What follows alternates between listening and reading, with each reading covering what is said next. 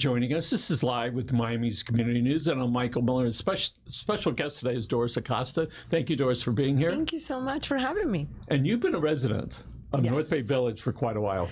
Yes, 18 years, actually. 18 years. And you live on one of the three islands Yes. here. Which island do you live on? Treasure Island. And all of a sudden, at this bright, sparkling young age, you said, I want to run for city commission. Tell us that process, how it went from today going backwards. Absolutely. I feel that it's been an 18-year journey, to be honest. I never aspired to be a commissioner or be in the political life or the arena at all. It feels like a natural progression from my work within the community. I have been in the same building since I moved into North Bay Village. I purchased a unit there also over a decade ago now. And I think that the reason why I'm here today is because of all the connections that I've made through those 18 years that really got me motivated to run for commissioner. So tell us about some of the civic involvement you've been with. Well, I started with the Optimist Club, which is a service group organization for our youth in North Bay Village.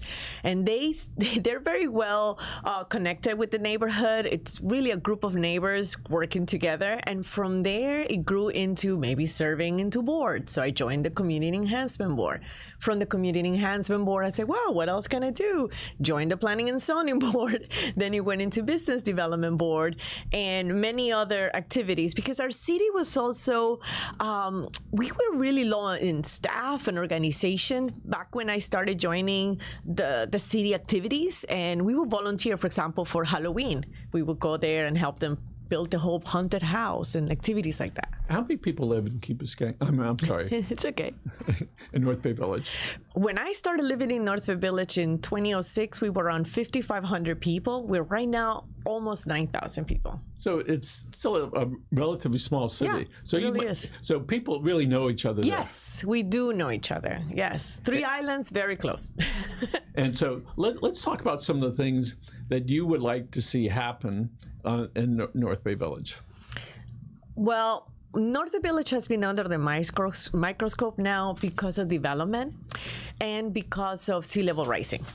We're going through a lot of positive changes, but we're also going through a lot of changes that are scary to people and the residents.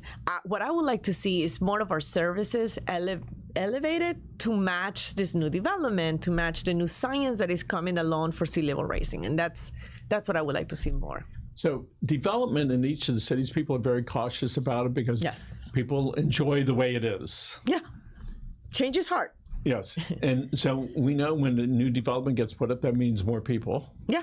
More traffic. Yeah. More services needed. More policemen are needed. Right? Yeah, absolutely. More staff over at City Hall to be able to handle that. Yes. So how do you balance the position of the neighbors and their rights and the position and the rights of the commercial property owners? How do you find that good balance? I feel that I represent a lot of the voices of the community because of all those 18 years of work directly with neighbors.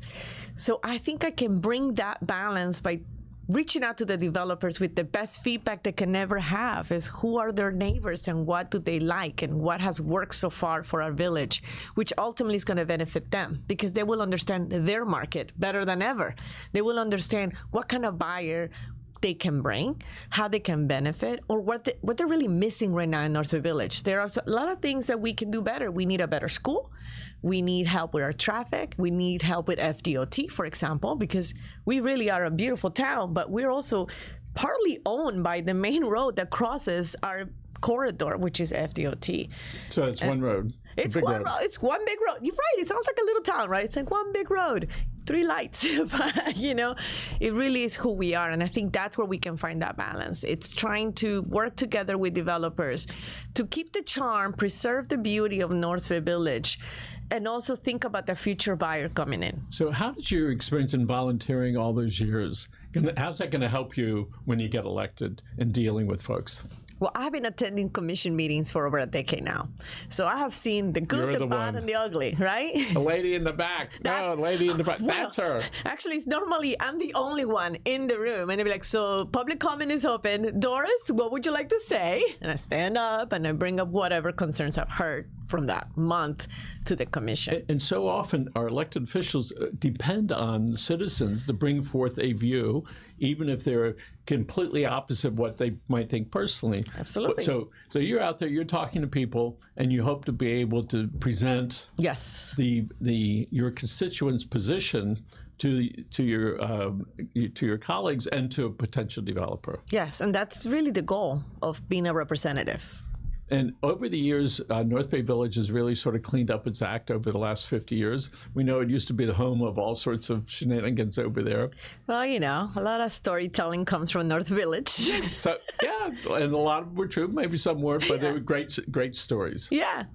So let's talk about on the infrastructure and how to handle. You mentioned about parks and about the use. All right, tell us about what you think you can do to help the kids over there feel a connection. Well, we've actually lost a lot of families in North Village because of our school.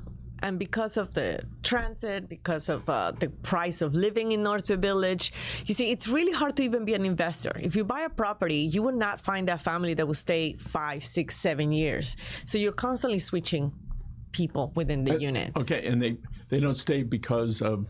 I believe it's the school. I think that if we had a really good school, people will really stay. We have an elementary right now, Treasure Island Elementary. It's right now under enroll. We have space for almost 1,000 kids. You have space right now. For almost, the school technically can sit 990 something kids, and right now we have a little bit over 400 kids enrolled. Okay. We have a brand new principal, so we're very hopeful that things are just getting better. But a lot of the people who live in North Village don't send their children to the school inside the island. So they send them outside. They send them outside. Which is, we're seeing more and more of that, whether you call it North Bay Village or South Miami. My kid goes to private school or wherever it happens to be. So let's talk about public safety, because people are very concerned about that when they're living in the condos or the single family homes or out on the streets while they're shopping. Tell us about the police force. So we have an amazing police force, right? They're very engaged with the community. It's actually most of our budget goes to our police force, right? It's one of the highlights of our community that we have our own police, and that if there's an emergency, they're just minutes away from you, and they're very fast at responding. But as population grows, also the budget for that has to grow, and the services will include now not just having enough cars on patrol, but having the police staff within the department so they can do their job better. And that's another thing that we're struggling with, is this lack of staffing sometimes creates, extended hours, and even calling the police from Miami Beach sometimes to be able to cover things that we need to get done. We don't have a formal police station right now, so our officers are sharing space in an office. We don't have a holding cell, so sometimes people have to wait in the back of a car with 3 police officers behind that. And you see, there's a lot going on that a lot of people are not familiar with our police. So why would somebody want to move to North Bay Village? Well, the easy answer is the views. Our island living. It really is island living in North Bay Village. You can go anywhere, 2 stories, and the view is just phenomenal. The sunsets are amazing. You're looking at dolphins all day long, manatees that are coming back at the end of the year, birds flying. So you really have that sense of island living. And when you do get on the road and you start walking, especially during COVID, I remember people were surprised of how nice it was to take long strolls on the street. And I think that feeling has continued even after that, because you walk down the street and it's a normal hi, how are you, hello. The police officers all know each other. We really feel very connected within that community, and that's what makes it so charming. And people across the nation are concerned about, I'll use the term very seriously but very loosely, affordable housing. Yes. Is there, I know that is a legal term, right? Yeah. But is there such thing as affordable housing in Miami-Dade County? It's no. I would say the short answer is no, to be honest. A lot of families are also moving because it's very high. It's a very high cost of living. North Village is not cheap, even though it's actually one of the lowest cost, places as far as affordability for a house than anywhere else that is on the waterfront or that kind of location where we are. So now's the time to do a good pitch for some of the restaurants that are up there. Tell us about some of your favorite restaurants. Ooh, this well. does not, that doesn't mean you're going to name all of them, but some of them. Well, we're tiny islands, so it's not like we have a lot of restaurants, but we have Sushi Erica, which is phenomenal sushi, and she actually lives the dream, okay? Her father had a sushi spot for almost 40 years. He lived on the island. She was raised on the islands. Her kids are now being raised on the island. They go to the private school within the island. So really, she's living the dream there, and we all love sushi there. I mean, it's really good. We also have Petralunga, which is an Italian place on the water, very romantic. They have very different specials throughout the week. We have a couple of Indian restaurants that I like a lot. You know, we have the Halamark in Harbor Island. We also have this amazing Indian restaurant that just opened recently, Rasoi, and it's delicious food too. So it's a nice, nice locations for people to gather and have a good time. So you get around town all the time. I do. So for people that don't know where North Bay Village is, tell us about that, the main street, and how far away it is from the mainland and how far from Miami Beach. So our slogan is actually, we're the heart of the bay, because we're really smack in the middle of the bay.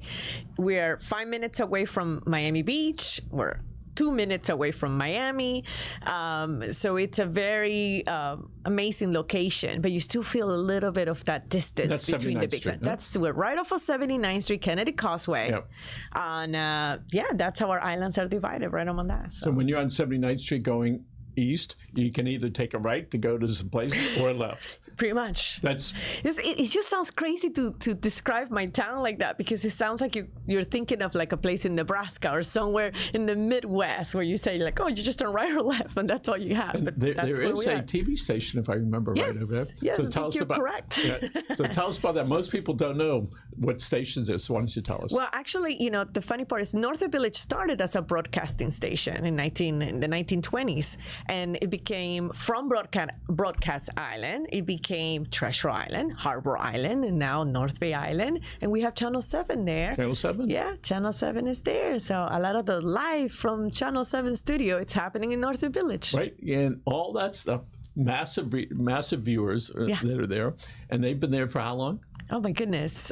Forever. 60 years? Yeah, easily. Yes. Yeah, easily. I mean, they do have a location now, I believe, inland. And but they've been there for a long time. And there used to be maybe they were there when it used to be entertainment.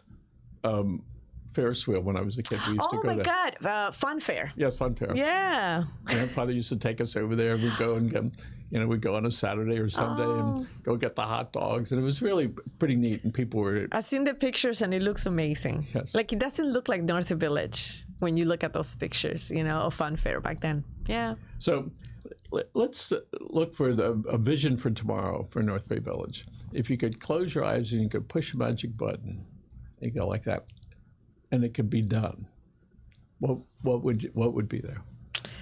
I feel that we can be a more vibrant town on our causeway, but when you go inside the islands, it becomes this beautiful sleepy town, calm streets, kids on bikes, families with their strollers, people walking their dogs, seniors doing their power walk in the evening. That's really what I would like to see. And so in the residential area, it is quite cozy there. Yes. And everybody knows everybody. Yeah.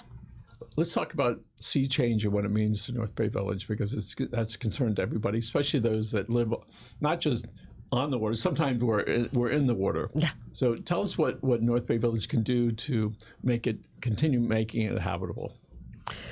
Right now, North Bay Village has a lot of plans for the future. We instituted a new plan called North Bay Village 100, which started around 2 to 3 years ago. And it's an overview of the entire city and the future of North Bay Village. And that includes sea level rising concerns and how to be more resilient. As people start building onto the island, we want to educate them not only in what works best for your future in North Bay Village, but also what will work best for all of us sharing the same island, right? So there are your seawall concerns. You have the street level rising and new construction. There's a new technology now available to be able to flush water and, faster. Because we not just have the sea level rising, we also have the king tides. So we have storms that are very different now than they used to be 10 years ago. We have, like I said, the king tide effects that come into our city. And then it goes to services that go right behind it that I feel like we can do much better about it, right? Yes, we have king tide, but we should also have an immediate cleanup and schedules and things like that that could really change the quality of life on a day-to-day living in Northwood Village. And who's the city manager there? Frank Rollison. Okay. Yes. I know that name. All right. Yes, you do, because he was also the head of the emergency department for Miami-Dade County. Yes. Yeah. So he's familiar with a lot of things that can certainly help the help the village. Really well connected man. And when you talk about connection and community, what can you do so that people feel the oneness and the togetherness that so many people want when they live in a small town? Well, that's actually one of the things I'm very proud of my work that I do with the community, is that not only I know a lot of people, but I love connecting people. I love telling somebody, oh my goodness, do you need this type of service? Well, guess what? My neighbor does that. Or, do you know that business that just opened? This is what they're up to. Or like, for example, we have a company called iPad Miami. They work right outside of Northwood Village inside Pelican Harbor.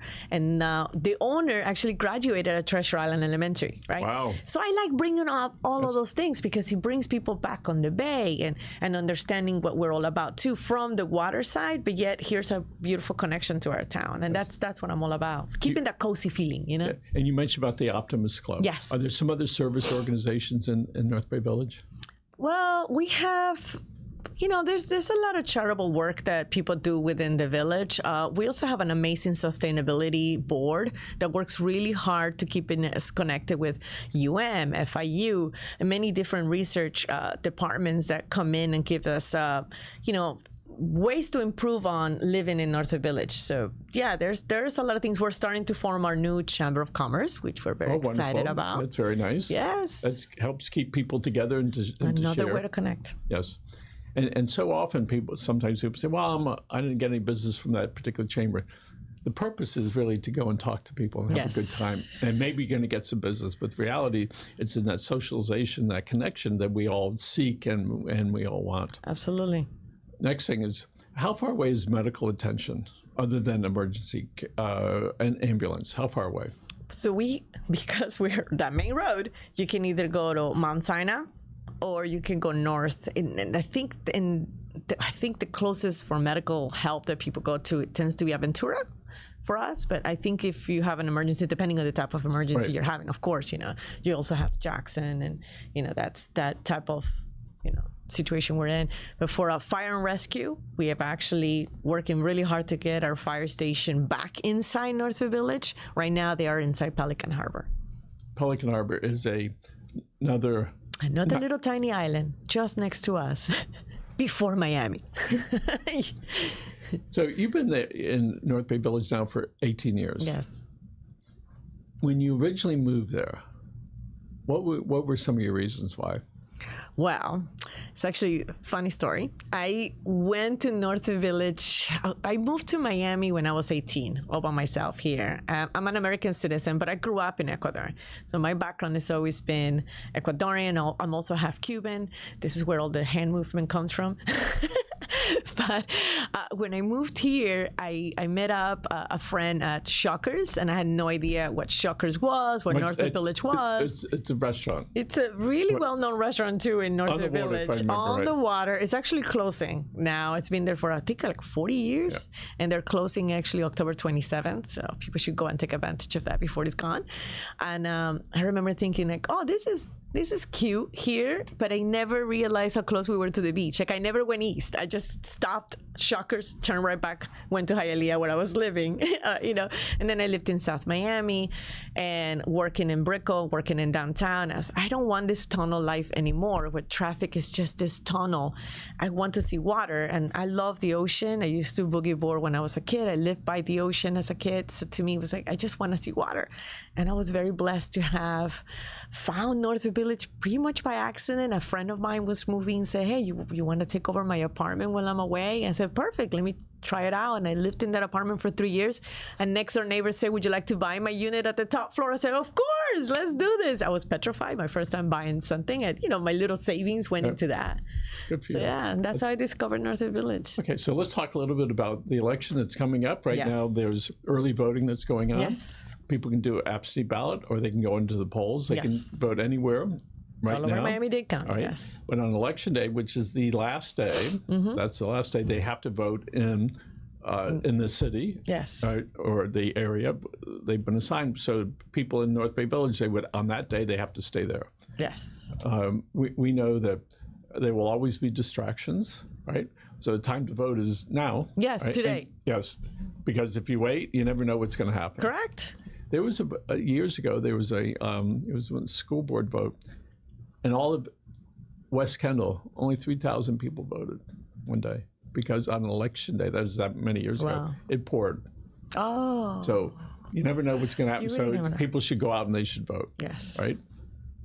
And so here we are, a week and a half before the election. How are you feeling? I'm excited. Right.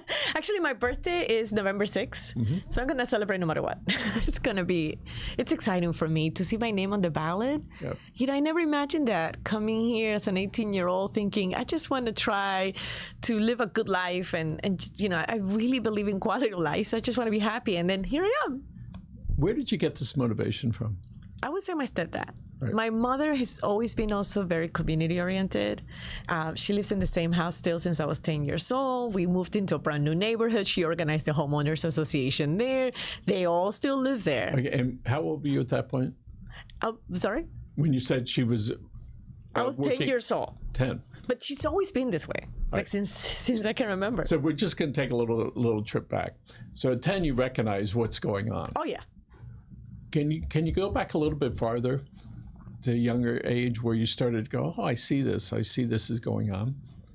Can you do that? Yes, I absolutely Tell can us. tell you. I started, so my mother and my family side, on my mother's side, my grandmother, very poor family. She put us, whatever little money she could put together to own this piece of land in downtown in Guayaquil. It's a very urban setting. She built this wood structure apartment building. Then she bought the property behind it. So my mom and my uncles and my aunts all worked collecting rent, doing the accounting, going door to door, talking to the neighbors, making sure things were nice. What age was that? Did you? Oh my God, my whole life. Like I was born in that building, So I remember being a toddler. Do you mean literally? Yes, no, literally down the street from there, Yep, another yep. little hospital. Yep. But I meant like, as soon as I got out of the hospital, there I was, into this apartment condo life. So, and I'm sure you have some other mentors and people that have helped you. Yes. This has been an opportunity for Very you, lucky. if you like to.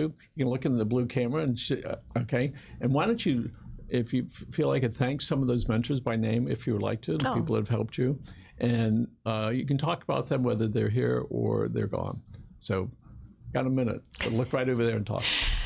Well, I can say the number one mentor in my life was my stepfather, Jacinto, and he raised me since I was 3 years old. He took me in as his daughter, and he taught me that love has no boundaries, that you don't have to be related by blood to love somebody, which threw me into foster care.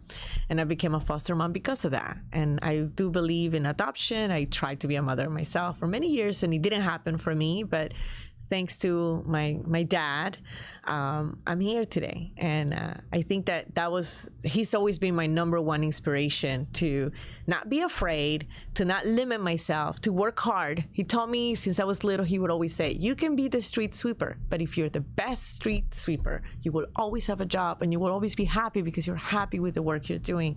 And that's carried me on throughout my life. And I've been very lucky to have family that I call family, but they're not really family. They're my family.